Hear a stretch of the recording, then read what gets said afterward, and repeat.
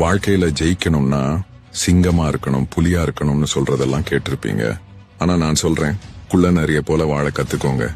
ஏன் குள்ளநரி? ஏன்னா அது ரொம்ப புத்திசாலி. ஒருவேளை அது சிங்கத்தை போல பலசாலியா இல்லாம இருக்கலாம், சிறுத்தைய போல வேகமா ஓட முடியாம இருக்கலாம். ஆனா எந்த சூழ்நிலையையும் தனக்கு சாதகமா மாத்திக்கிற திறமை அதுக்கு இருக்கு. அது வேட்டையாடும் போதும் சரி, எதிரிகள் கிட்ட இருந்து தப்பிக்கும் போதும் சரி, அதோட புத்திசாலித்தனத்தை மட்டும்தான் நம்பும்.